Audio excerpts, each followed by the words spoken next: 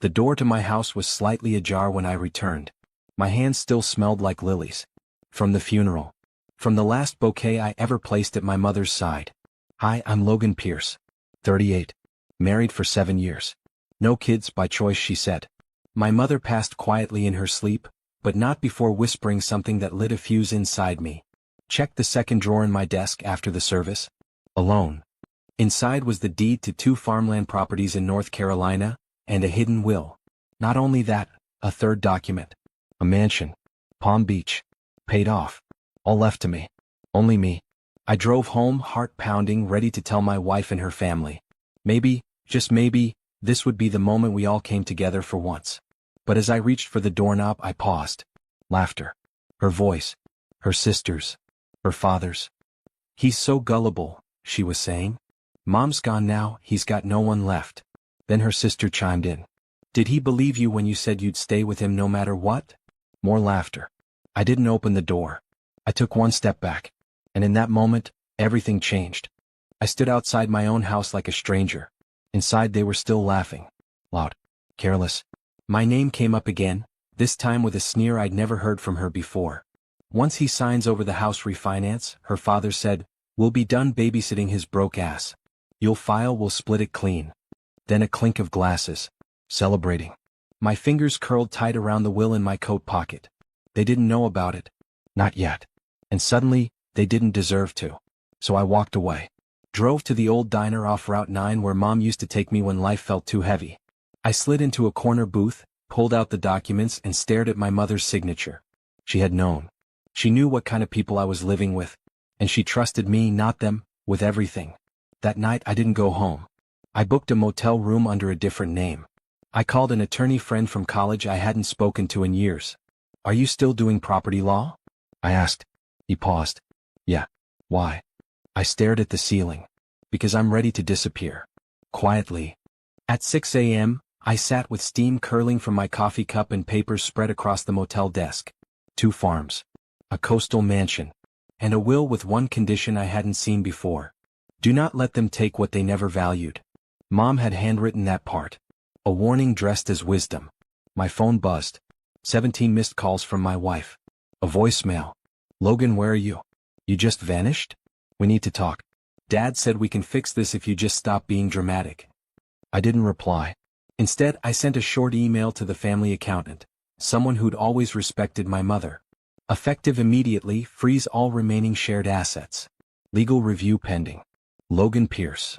I also attached the scanned will, the land records, and a confidential retainer letter from my attorney. By 8 a.m. the group chat lit up. Her, what is this? Her sister, Logan, seriously? We had a deal. Her father, you think you can pull this off quietly? I didn't reply. Instead, I rented a car and drove south. To the mansion in Palm Beach. Because I wanted to see it with my own eyes, before they did. The gates to the mansion were rusted, but the property itself stood like a forgotten movie set, ivy draped across white columns, palms swaying like silent guards. I stepped inside. The air smelled like old citrus and memory. My mother had lived here once, long before I was born. That's what the caretaker told me, an older man named Ramon who'd been on the land longer than the foundation itself. She used to play piano in that room, he said, pointing to a sunroom with faded wallpaper and dust-covered keys. I walked through slowly, absorbing the quiet luxury my mother had kept hidden from the world, and from me. In the study I found a safe. Inside, title deeds, photographs, and a sealed envelope with my name. Logan. My hands trembled. Inside the letter, her words. This is yours not just by blood but by integrity. If they try to come for it, let them. You don't need to fight. You only need to reveal. Reveal. I sat back in the leather chair and finally understood. She'd left me more than property. She'd left me the power to end this entire game, without ever raising my voice. I stayed in the mansion that night. No noise. No lies. Just silence, the kind that lets your mind reset. By morning I'd made my decision. At exactly 9:01 a.m., I uploaded a single file to the cloud. A scanned copy of Mom's will, the asset list, and a letter she'd addressed, to whom it may concern, documenting the abuse, manipulation, and abandonment she'd witnessed from my wife's side of the family in her final months. I didn't leak it to the public. Not yet.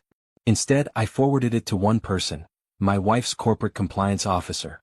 5 minutes later I got a reply. Mr. Pierce, we'd like to schedule a formal conversation regarding fiduciary misrepresentation. I smiled. At 10 a.m. I received a call from her father. I didn't answer. Then one from her sister. I ignored that too. But when my wife finally texted, I opened it. You need to stop this. You're being cruel. I stared at the screen. Cruel? They'd discarded my mother. Lied to my face. Celebrated my grief. But now that consequences were arriving, I was the problem? I typed one word and hit send. Reveal. The fallout came faster than I expected. By noon, the company's board had called an emergency meeting. My wife's father wasn't just on the board, he was the chair. But now, with evidence of shady financial transfers and abuse of influence tied to my mother's estate, his position wasn't just at risk, it was radioactive. The compliance officer forwarded me an internal memo. Her father had stepped down, pending investigation. My wife tried to call again. I let it ring. Then came the knock on the front door. It was her. Standing there in a designer coat, sunglasses, and the same performative panic she'd always reserved for when she was cornered. Logan, she began. We were angry, we were stupid. But we can fix this. You've made your point. I studied her face. A face I once thought I'd grow old with. Then I opened the folder in my hands and passed her a copy of the deed. To the mansion? She asked, confused. No, I said calmly. To the farms. You can visit. But you'll need permission. They're being converted into a grief therapy foundation, for people who know what real loss is. She didn't say anything at first. Just stared at the folder like it was written in another language. Her confidence cracked. Not loudly, but in the quiet way people crumble when control slips through their fingers. You're being cold, she finally whispered. This isn't you. No, I said. This is me when I stop pretending. She looked past me into the mansion as if searching for something she still owned. There was nothing left for her there, not the photographs, not the land, and definitely not me. I made one mistake, she said. I raised an eyebrow. You made a pattern, I replied. I let the silence sit between us. Then I stepped aside, revealing a printed photo framed on the table behind me, my mother smiling at a younger version of me, arms muddy from planting, a beam of sunlight cutting across the frame. She left this place because she knew what people like you would do, I said. But she trusted I'd know when it was time to reclaim it. I stepped forward. This isn't revenge. It's reclamation. She opened her mouth to respond. But I had already closed the door. Behind her. She tried one last time, an email, not dramatic, just a line. We were both wrong. Maybe there's a way forward. I read it twice. Not because I was tempted, but because it reminded me of how easily she twisted things into equal footing. There was no we in the betrayal. Only silence, gaslighting, and cold calculation on her part. And survival on mine. I didn't reply. Instead, I walked to the edge of the land my mother had left me. The Florida breeze curled through the palms. Workers were already surveying for the therapy retreat. A place not just for others to heal, but for me to remember I survived her. All of them. The house behind me was no longer a home haunted by fake love. It was mine now, stripped of pretense, lit with truth. I pulled out my phone, opened the last photo I had of Mom, smiling in her garden, and whispered, I kept my promise. And for the first time in years I felt still. Not victorious. Just free. I turned back toward the house. There was no one left to lie to. No one left to prove anything to. Just the sound of my own steps on solid ground.